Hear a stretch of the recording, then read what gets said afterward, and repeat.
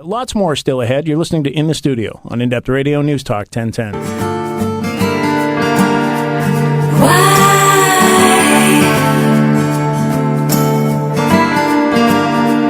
Why do you always have to go?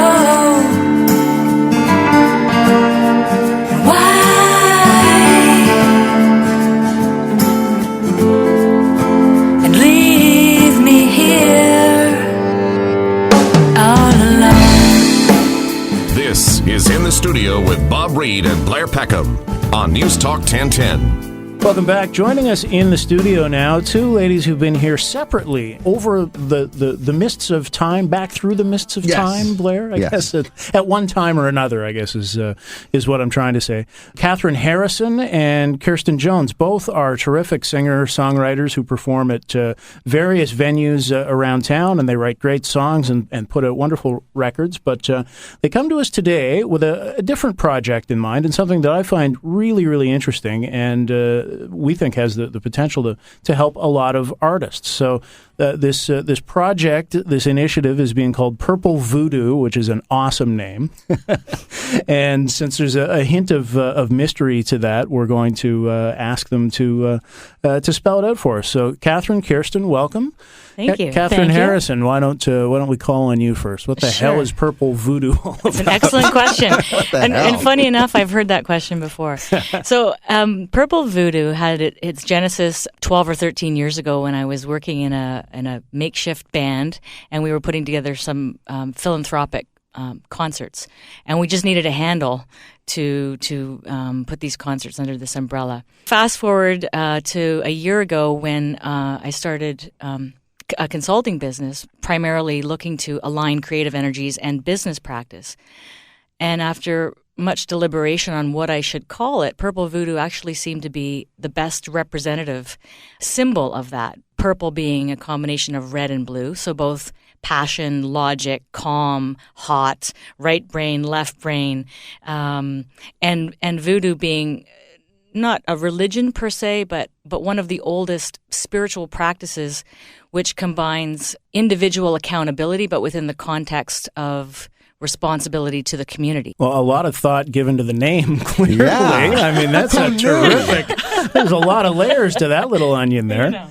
Purple onion. But there you go. Change it. Yeah. But Kirsten Jones, what do you do? Well, I'm actually just starting to work with Catherine. We met through friends and quickly became fans of each other and each other's music. And I found out she was working possibly with artists on how to help prioritize their time and their efforts in their career. And often when I hear that, people are involved with the youngsters, the 16-year-olds, and helping them kind of navigate the music business. Sure. And Catherine was interested in working with people who'd kind of been down the road before and had built something. And I thought, this is great because we kind of get stuck sometimes and we don't know where to go next. You may have accomplished some of your goals, and now I'm at home raising two kids and trying to be a musician and continue that. So Catherine's kind of helping me through Purple Voodoo build a plan and execute it. May I make a declaration? I'm a mess. And Blair, I am too. Well, this is the thing. Breaking news on In-Depth Radio. I'm disorganized business-wise. I've just suffered through tax preparation season. I'm a social media user who doesn't use it nearly enough, or I don't think I maximize it at all. I book gigs haphazardly. My website is 5 years out of date, and I don't have enough time to write new songs. So how would you guys help me? How do you like me so far? Yeah. He says. I mean, it sounds...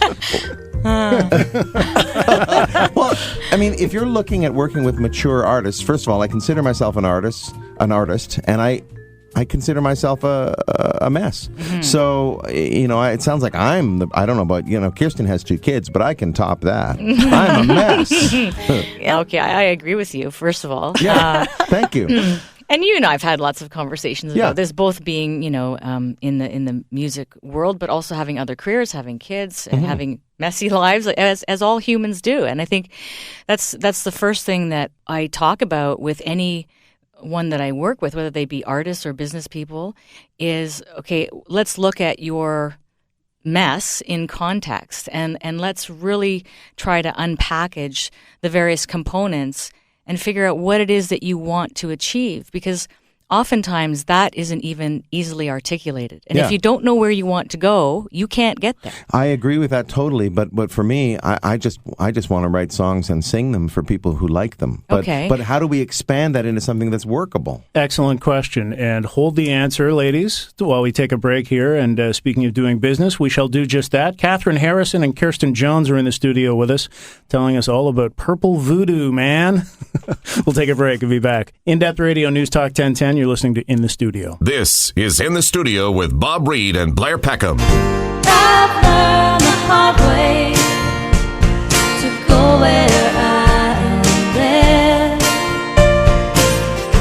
I know you'll find me when I come around again, and I know I'm on my own.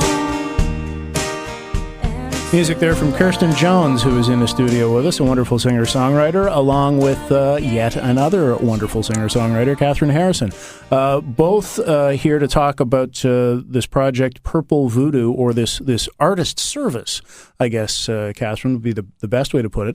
Now, just before the break, Blair was going on and on and on about how disorganized he is. But I think Blair's actually a great example for what it is that you're doing with artists. Blair has been there, done that. He was in a very successful band. He's got a couple of solo albums under his belt. He's an active, engaged performer out there, but you're a one-man band. Yeah, right? You got to do everything yourself. Yeah, and Kirsten was saying to me on the break that she relates. We're in the same boat. I thought, there's a boat? There's a lot of us in this boat. Oh, no, I didn't know there was a boat. See, that's another example of my disorganization. Didn't even know there's a boat.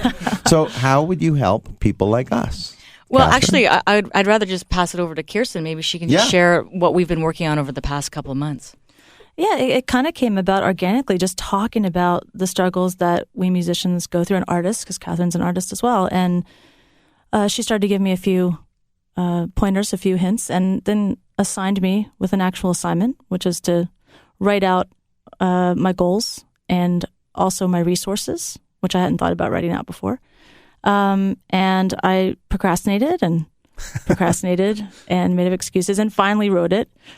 So it was an interesting experience because I realized some of the things I could already be doing, whereas when I was writing it, it all seemed like something that would be in the future when I had lots of money and lots of time, which of course never happens. Yeah. It was interesting through the process to find out I could really be doing some of the things now. And I think we're going to go on to our next step from there. Mm-hmm. And one of the upsides of that exercise that Kirsten was just sharing with me yesterday, actually, was that through that process, there were other items, perhaps other goals and objectives that were uncovered, and she wasn't really even aware that they were important. And so now that's become part of the fold moving forward, right? So without taking the time, as I said, to really articulate what you want and what you already have. This is the cool thing about working with mature artists. I mean, we all have already a series of experiences, of skills, of resources, of networks, of some sort of material. Boxes of CDs. Boxes of CDs and exactly, and other inventory.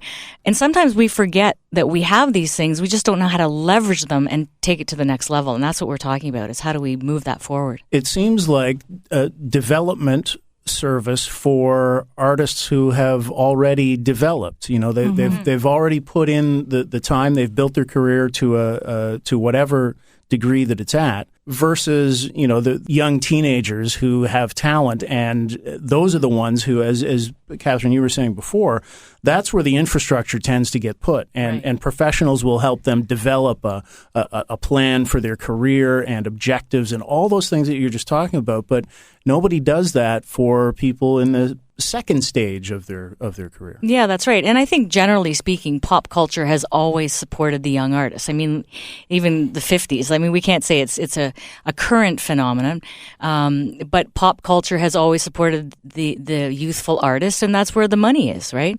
But there is not only an amazing community of mature artists who still have a lot to say, and quite frankly, more interesting things to say, and perhaps in more interesting ways, but an audience that is looking for that and may not know even how to access it, right? Yeah. So we talked about social media very briefly earlier, Blair, but there's a bunch of people I speak with and they think, I don't know how to tweet. I don't know where to find these things. I don't want to go to a gig at 10:30 at night. I don't even, what would I do? I'm already in bed. So how do we actually access that audience who would say, wow, Kirsten's playing a house concert or Catherine's playing this venue and she's on at 7:30? Amazing, right? But so it's just actually having these conversations and creating a bit of an open awareness and some strategic thinking and strategic planning about how do we make that happen more regularly and more thoughtfully, because there's a need on both sides, I think, from the artist as well as the consumer. I think so, because there's a market there, I think that the infrastructure is starting to rise anyway. So if your role is to point the artist towards that and develop relationships there, I think that's great. I mean, the house concert thing, there are booking agents that deal in nothing but house concerts across the country, and it is a great thing because you could have that on a Sunday afternoon at 4:00. You could have a beautiful house concert, right? And people do. I've played a few of them. They're really kind of magical. But I think the bulk of the performer still thinks that it's a traditional performing model in bars and playing at 11:00 and so forth. The Moonshine Cafe in Oakville, where I live, is a terrific example. And I know both Blair and Kirsten have both played there in the past. And it's the kind of venue that I think is ideal for both the audience, but as well as the performer, and is really the kind of place we need to continue to promote and ensure it continues, because it brings the connectivity and the communication aspect of music. So the musicians are accessible and the art is accessible and the communication between artist and audience is very immediate and quite intimate. And people are really yearning for that. And from a business perspective, not all these business owners have unlimited resources to keep these things going. So, we all need a way to ensure that the people who want this kind of product or experience know where to go to get it, so that we can keep those venues alive and the artists alive. And for Kirsten and Blair and I, we all want to be able to perform in those kind of venues too, right? Absolutely, yeah. And Kirsten, I want to ask you, so you've gone through the opening stages of this process with Catherine, and it's given you some direction and so forth. But what's the end goal? Because right now you're raising your children, but you have had CDs out before that have been acclaimed and licensed to film and television and so forth. And what happens once you get through this process with Catherine? Well, one of the things I'm most excited about with Catherine is the fact that when I need someone to represent me, when I'm making a call and that's not really effective enough, I have someone who can step in for me and who can be, I'm calling a bunch of publishers, for instance, and I'm trying to get my songs a deal with that. Catherine can make some of those calls for me. And I don't have to have a manager and an agent and everybody all lined up right now. Well, you know how it is. When you're presenting yourself, it's not nearly as convincing as when someone else is going, you've got to hear this person. If I'm talking about you, I could tell somebody how great you are, but if I'm talking about me, I'd say, he's okay. Yeah, you should listen sometimes. So would I, by the way. We're all like that. Thanks. And he's a mess. Which is why I won't be hiring you. Yes. But the other thing I'm excited about is just the day-to-day. I think the challenge is waking up every morning and trying to figure out, well, what am I supposed to do today to get to these goals? So if Catherine can help me segment my days into some actual tasks, that will be hugely helpful. It's almost like, Catherine, you're a life coach for singer-songwriters. I know you're cringing at that, but really, having talked to some life coaches, the difference is you actually know this business, and you actually know what it's like to be an artist, so it's very focused. What was the question? Well, I know you cringed at the description of life coach, but yes. I think it's kind of apt. Well, I do cringe only that I think it's a bit of a broad-stroked label. I work with business people and try to bring creative energies to the business people. And when I work with the artists, I try to bring a little bit of that logical, strategic thinking to them. And I do think that I'm in a unique position, as you suggest, that I can also empathize and really relate to the artist, and hopefully share some of the skills and experiences that I've developed on the other side of the fence in the business world.